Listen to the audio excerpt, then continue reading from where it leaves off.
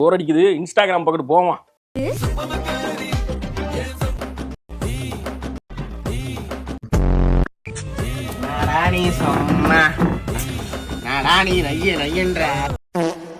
மக்களே வணக்கம்.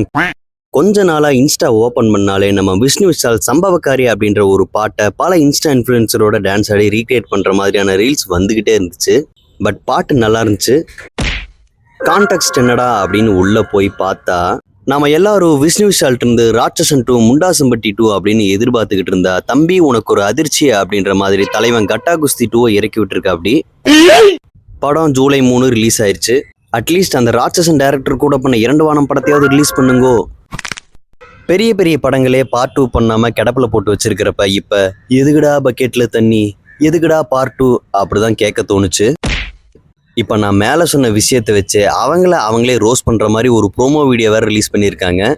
நீங்களே காமெடி பண்ணிட்டு அப்புறம் நான் எதுக்குடா?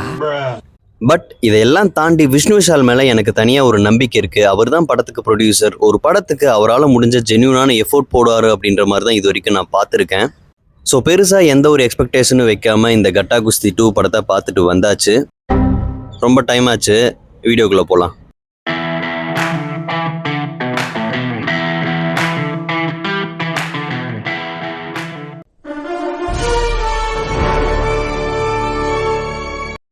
கட்டா குஸ்தி 2 ஆக்சுவலாக படத்தோட ஃபர்ஸ்ட் பார்ட் பார்க்கலனாலும் இதை நீங்கள் நல்லாவே என்ஜாய் பண்ண முடியும். இருந்தாலும் ஃபர்ஸ்ட் பார்ட் பார்க்காதவங்களுக்காக ஒரு முன்கதை சுருக்கம் இதோ உங்களுக்காக. ஓப்பன் பண்ணால் பாலக்காடில் ஒரு குஸ்தி வீராங்கனையாக சுற்றிட்டு இருக்காங்க கீர்த்தி, நம்ம ஐஸ்வர்யா லட்சுமி. இந்த குஸ்தி காரணமாகவே அவங்களுக்கு ஒரு மாப்பிள்ளை கூட செட் ஆக மாட்டுறாங்க. வர்ற மாப்பிள்ளை எல்லாமே பொண்ணை பார்த்துட்டு குஸ்தி அப்படின்ற காரணத்தை வச்சு ரிஜெக்ட் பண்ணிட்டு போயிட்டு இருக்காங்க.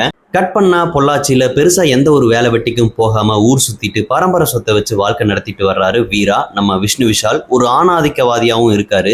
இவங்க 2 பேரும் தங்களை பத்தின உண்மைகளை மறைச்சு ஒன்னா திருமண வாழ்க்கைக்குள்ள அடியெடுத்து வைக்கிறாங்க. ஆனா உண்மை தெரிய வர்றப்ப கருத்து வேறுபாடால 2 பேரும் பிரிஞ்சிடுறாங்க. இதுக்கப்புறம் என்ன ஆச்சு, பிரிஞ்சவங்க எப்படி சேர்ந்தாங்க அப்படின்றதான் கட்டா குஸ்தி 1. கட் பண்ணா இப்ப பார்ட் 2ல கோயம்புத்தூர்ல இருக்காரு நம்ம வீரா. பெருசா எந்த ஒரு மேலீகவும் இல்லாம குஸ்தியில கோல்டு மெடல் அடிக்கணும் அப்படின்ற தன்னோட ஒய்ஃபோட கனவை நிறைவேற்ற பயங்கரமா சப்போர்ட் பண்ணிட்டு இருக்காரு. தன்னோட ஃபர்ஸ்ட் ஸ்டாண்டர்ட் பொண்ணை ஸ்கூலுக்கு அனுப்புறது, ஒய்ஃபுக்கு சமைச்சு கொடுக்கறது, தேவையான எல்லா விஷயங்களும் பண்றது அப்படின்னு ஒரு ஹவுஸ் ஹஸ்பண்டாவே வாழ்ந்துட்டு இருக்காரு.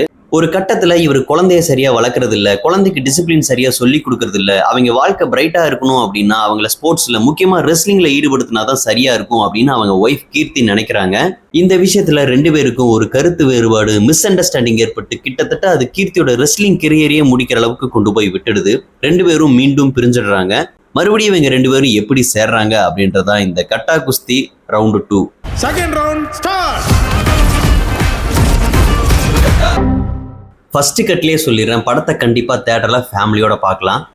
அதே டெய்லர் அதே வாடகை அப்படின்ற மாதிரி கதை 2 படத்துக்கும் ஒண்ணுதான். ஆனா திரைக்கதையிலையும் சீன்ஸ்லையும் டிஃபரன்ஸை காட்டி என்டர்டெயின் பண்ணியிருக்காரு டைரக்டர் செல்லா ஐயாவு.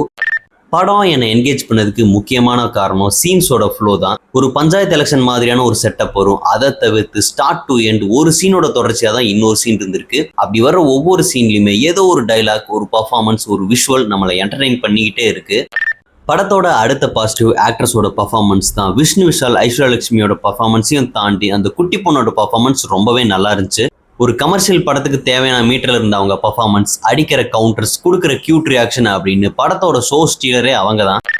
நான் ஃபர்ஸ்ட் பார்ட்டை தேட்டர்ல பார்க்கல, ஆனால் அந்த செகண்ட் பார்ட்டோட தேட்டர் எக்ஸ்பீரியன்ஸ்னால என்னன்னு தெரியல, எனக்கு ஃபர்ஸ்ட் பார்ட்டோட செகண்ட் பார்ட் ரொம்பவே பிடிச்சிருந்துச்சு. கில்லி படத்துல வர அப்படி போடு அப்படின்ற பாட்டுக்கு ஃபேமிலியா டான்ஸ் ஆடுற மாதிரியான ஒரு சீக்வன்ஸ், அதே மாதிரி கிளைமேக்ஸ் ஃபைட் சீக்வன்ஸ், இந்த 2 தான் படத்தோட ஹை மூமெண்ட்டே. இதை நல்லாவே எழுதி எக்ஸிக்யூட் பண்ணியிருந்தாங்க. ஃபர்ஸ்ட் பார்ட்டோட இந்த செகண்ட் பார்ட்ல சாங்ஸும் சரி, பேக்ரவுண்ட் ஸ்கோரும் சரி நல்லா மனசுல நின்றுச்சு. என்னதான் கலாய்ச்சாலும் அந்த சம்பவக்காரி பாட்டு தியேட்டர்ல பார்க்க பயங்கரமா இருந்துச்சு. அவசரப்பட்டு அடிச்சிட்டீங்களே சார். இவ்வளோ பாசிட்டிவ்ஸ் இருந்தாலும் நெகட்டிவ்ஸும் இருக்கு. முக்கியமா சொல்லணும்னா படத்தோட வில்லன் கேரக்டர், அப்புறம் ஹீரோயின் மேல ஒரு ட்ரக் அலிகேஷன் மாதிரியான ஒரு விஷயம் வச்சிருப்பாங்க. இது 2த்தையும் அப்படியே போற போக்குல தொங்கல்ல விட்டாங்க. வெறும் கான்ஃபிளிக்டை பில்ட் பண்ண மட்டும்தான் யூஸ் பண்ணிக்கிட்ட மாதிரி இருந்துச்சு. அதுக்கு ஒரு நல்ல க்ளோஷர் கொடுத்துருந்துருக்கலாம். அப்புறம் மேலே சொன்ன மாதிரி அந்த எலெக்ஷன் சீக்வன்ஸ் என்னதான் ஃபன்னாக இருந்தாலும் படத்தோட ஃப்ளோவில் கொஞ்சம் டிஸ்டர்ப் பண்ண மாதிரி தான் இருந்துச்சு இந்த சீக்வன்ஸ் எல்லாமே. கண்டிப்பாக தேட்டரில் ஃபேமிலியோட பார்க்க ஒரு ஒர்த்தான படம். அவ்வளோதான் மக்களே, இந்த வீடியோ உங்களுக்கு பிடிச்சிருந்தா லைக் பண்ணுங்கள், ஷேர் பண்ணுங்கள், கமெண்ட் பண்ணுங்கள், மறக்காமல் சப்ஸ்கிரைப் பண்ணுங்கள். தொடர்ந்து இணைஞ்சிருங்க. மீண்டும் ஒரு வீடியோவில் சந்திப்போம்.